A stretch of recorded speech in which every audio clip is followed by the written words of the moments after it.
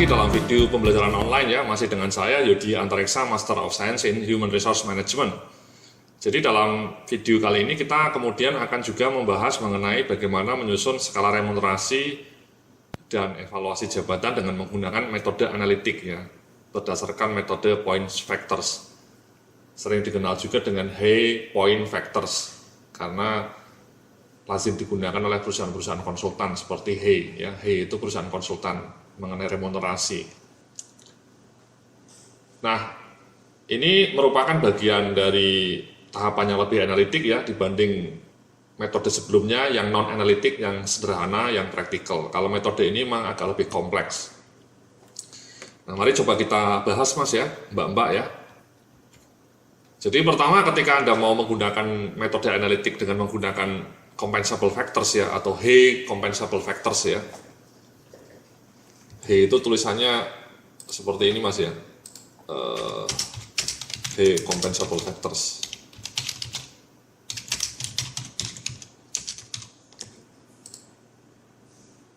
Namanya nama perusahaan itu Mas, Hay itu nama perusahaan. Kita pertama-tama harus menentukan compensable factors-nya Mas, kemudian menentukan skala dan bobot setiap compensable factors. Termasuk di dalamnya adalah mengisi kriterianya dalam bentuk narasi ya. Narasi yang detail mengenai masing-masing skala itu. Jadi ada narasinya yang lengkap. Nanti saya akan berikan contohnya ya. Dan baru kemudian menentukan value, posisi, dan salary grade-nya berdasarkan compensable factors yang tadi sudah disusun ya. Jadi yang pertama menentukan compensable factors Mas ya. Jadi compensable factors merupakan faktor-faktor bisa 8 atau 4 ya yang akan digunakan sebagai basis untuk menghargai sebuah posisi. Kemudian melakukan diskusi dengan pihak manajemen untuk memfinalisasi compensable factors. Compensable factors ini kriterianya Mas, kriteria akan kita gunakan Mbak-mbak ya untuk menghargai sebuah posisi. Selanjutnya juga dikasih bobot, skala, dan juga definisi detail mengenai masing-masing skala. Nah, ini definisinya yang cukup melelahkan. Saya di sini nanti ngasih contoh mengenai definisi detail ya. Anda bisa pakai langsung atau nanti Anda modifikasi. Kemudian melakukan roundtable discussion dengan pihak manajemen untuk memfinalisasi skala dan definisi masing-masing skala compensable factors. Ya. Saya akan ngasih contoh nih ya, contoh compensable factors ini seperti ini Mas. Ya. Jadi kita pertama-tama membreakdown menjadi know-how, kemudian upaya, kemudian tanggung jawab. Ya. Know-how-nya itu kita bagi lagi menjadi teknis, manajerial, interpersonal. Upaya atau usaha ya, usaha pikirannya, usaha fisik, juga ada dimensi waktu. Kemudian lalu tanggung jawab itu hasil kerjanya, aset yang dikendalikan, dan juga jumlah bawahan. Bobotnya masing-masing 35, 30, dan 100. Ya, again ini saya hanya berikan contoh ya Mas ya. Misalnya nanti Anda mau membaginya menjadi lebih detail ya. Tambahkan lagi tanggung jawabnya, misalnya tambah lagi 1 poin, di sini mungkin tambah lagi 1 poin. Silakan saja. Tapi ini 9 kriteria ini yang lazim digunakan Mas.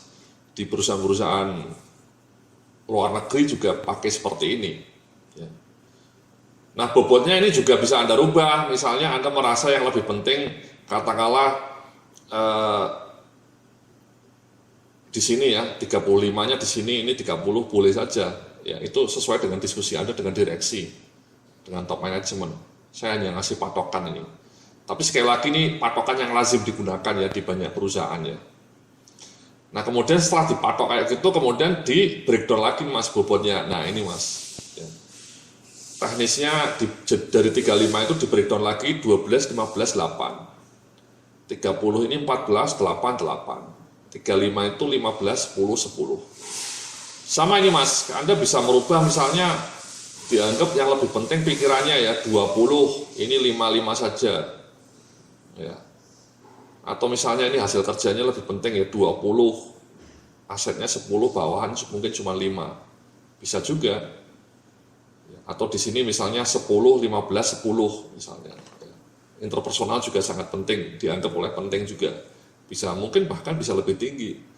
Tergantung dengan konteks industri Anda ya. Industri Anda bergerak di bidang jasa atau di bidang perkebunan atau di bidang yang manufacturing. Kalau manufacturing mungkin lebih penting teknis ya. Tapi kalau Anda perusahaannya bergerak di bidang jasa kayak perbankan misalnya, ya mungkin interpersonal lebih tinggi ya, bobotnya ya, bisa 10. Seperti ini Mas, ya. Nah setelah itu kemudian saya cantumkan ini ya, keterampilan know-how itu tadi ya, keterampilan pengetahuan yang diperlukan bagi pelaksanaan tugas secara memuaskan. 3 subfaktornya tadi, keterampilan teknis, kemampuan manajerial, keterampilan interpersonal. Kalau upaya effort, upaya adalah penggunaan keterampilan keahlian dalam rangka menyelesaikan masalah pekerjaan untuk menghasilkan suatu keputusan atau solusi. 3 subfaktor yang dicakup dalam aspek ini adalah mendayagunakan analisa dan wawasan berpikir ya, thinking skills. Yang kedua, kekuatan fisiknya. Yang ketiga, dalam batas waktu ya, ada dimensi waktunya ya. Kecepatan itu penting juga. Ya, jangan terlambat. Dan yang terakhir, faktor ini mengukur kontribusi atau dampak dari satu posisi terhadap jalannya proses, keamanan aset, maupun supervisi bawahan. Hal ini bisa dilihat dari kemungkinan keuntungan atau kerugian yang akan dihasilkan dari pelaksanaan pekerjaan, dihubungkan dengan ruang lingkup atau batasan wewenang pemegang jabatan. 3 subfaktornya tadi ya, ada hasil kerja, ada tanggung jawab, dan ada supervisi. Ya.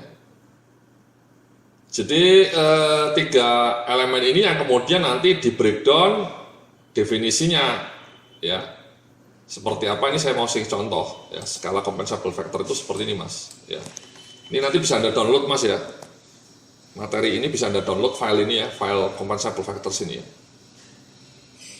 Jadi tadi ya bobotnya sudah kita berikan ya, kita sepakat misalnya ini ya. Nah itu ekivalen dengan nilai ya, nilainya maksimal 1000 ini ya.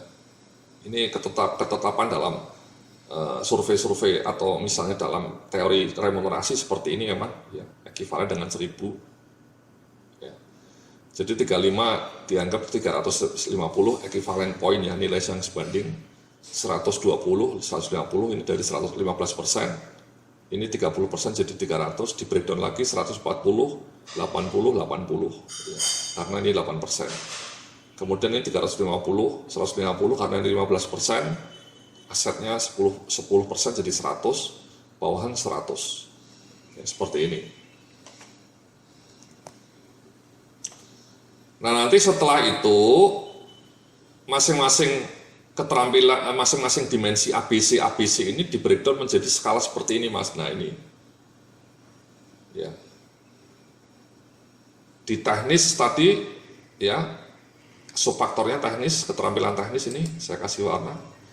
Tadi ingat nilainya kan 100 Mas ya, 120 ya ini ya, 120 merah.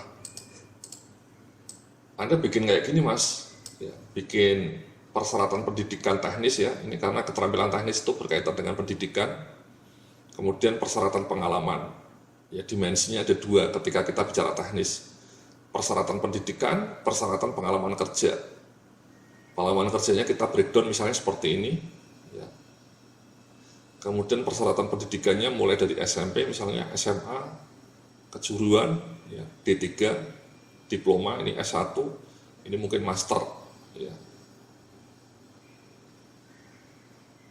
Ini narasi kayak gini ya dibikin Mas. Kalau Anda mau bikin ya lebih bagus ya. Ini saya ngasih contoh, bisa Anda adopsi ya. Anda bisa baca nanti ya. Ya, ini kalau Anda lihat memang pekerjaan persyaratan pendidikannya itu skalanya SMP, SMA, kejuruan dan seterusnya ya. Nah, kemudian inilah namanya poin-poin ini namanya skala compensable factor. Nah, ini kok bisa 13, 27, 40, 53 ini dari mana? Caranya begini, Mas. Jadi pertama-tama Anda letakkan 120 ini pada kolom yang terakhir ini. Ya, 120. Kenapa? Karena kan maksimum tadi nilainya 120 Mas. Ini ingat ya. Untuk teknis maksimum nilainya 120. Ya. 120-nya itu ditaruh di sini, di kotak yang paling terakhir pojok. Kenapa ini? Karena ada elemen pendidikannya ada 5 dimensi, ABCDE, pengalaman kerjanya ada 1, 2, 3, 4, 5. 5 dimensi juga, jadi taruh di sini. Nah, kemudian setelah itu Anda jumlahkan jumlah kolomnya, Mas. Ya. Ini karena ada 5 dimensi sehingga jumlah kolomnya kalau kita hitung, cara menghitung kolomnya dari sisi sini, Mas, 1, ya, 1, 2, 3, 4, 5, 6, 7, 8, 9. Sehingga 120 itu harus dibagi 9. Ya. Jadi kalau kita lihat 120 bagi 9, itu ada 13. Kita bulatkan angkanya jadi 13. Nah, 13 itulah yang kemudian jadi interval. Nih, jadi 13, ya, angka pertama 13, kemudian selisihnya 13, 27, ya, dibulatkan 40, 53, 67. Ya, kadang 13, kadang 14, karena tadi dibulatkan ya. Jadi ada yang 13, ada yang 14, tapi kisarannya adalah 13, ya, skalanya, perbedaannya. Sehingga kita geser aja, Mas, 13, kalau kita kasih 13 ya, jatuhnya seperti ini, Mas. Ya. 13, 27, 40, 53, 67. Ya. Kadang 14, kadang 13, supaya pas. Supaya pas ketika nanti dijumlahkan ke sini, ke sini, ke sini, ke sini, totalnya 120. Ini juga kalau Anda hitung 67, 80, 93, 107 ini selisihnya 13.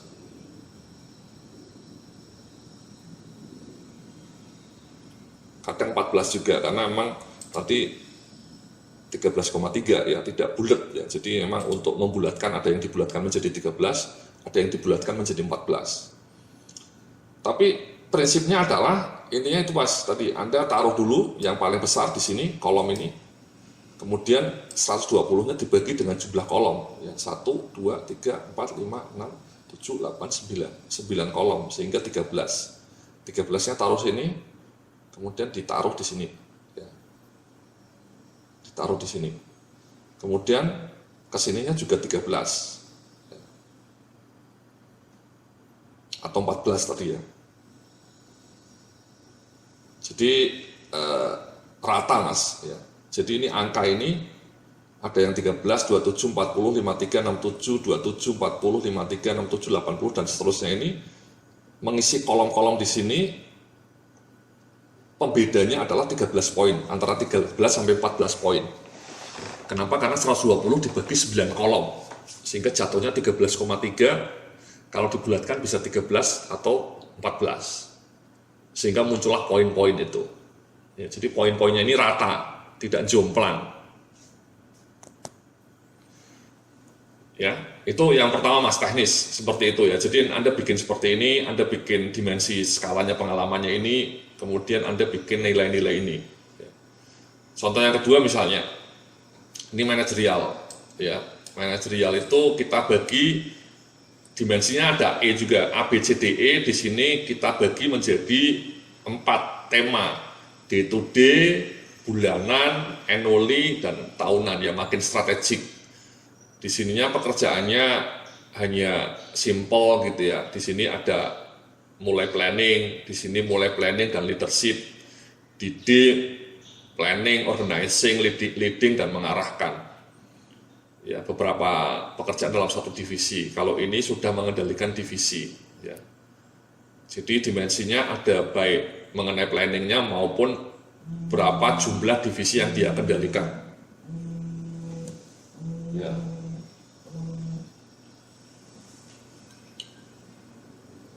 Again, ini definisi ini kita susun, Mas, ya, bersama-sama ya dengan tim ya.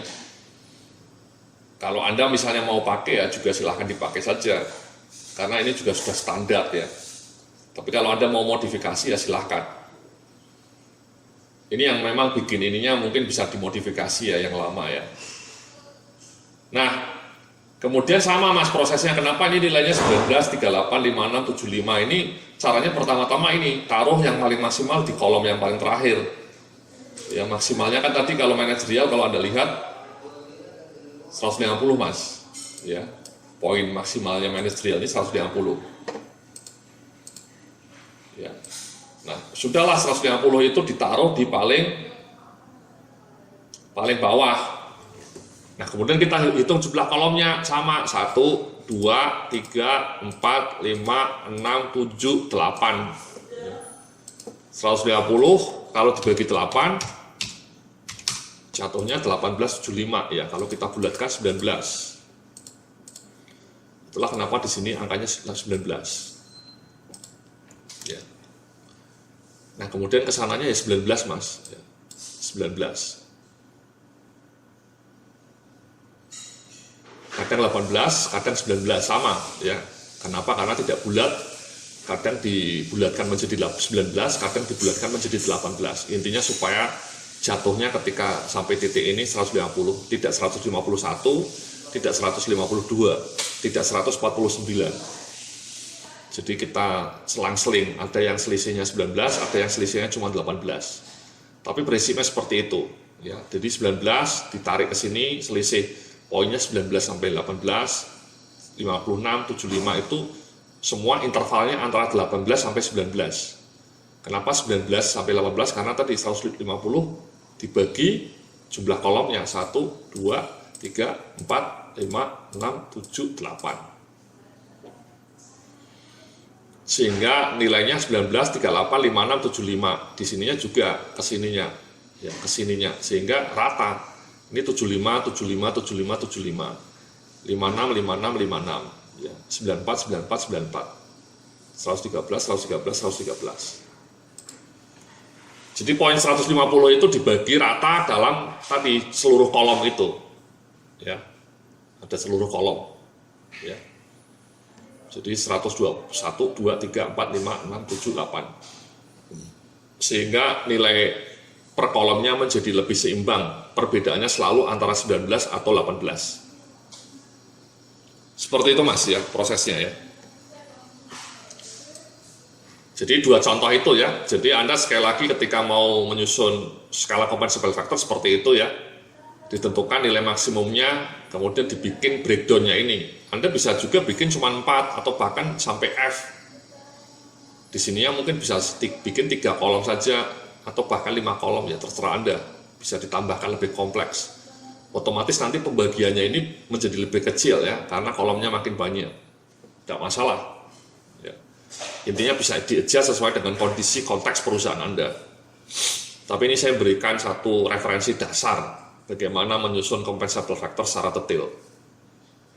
Seperti itu ya. Nanti kita lanjutkan untuk aspek dimensi-dimensi lainnya ya, baik interpersonal maupun mental, fisik, tekanan waktu, dan seterusnya. Terima kasih, sampai jumpa dalam video berikutnya.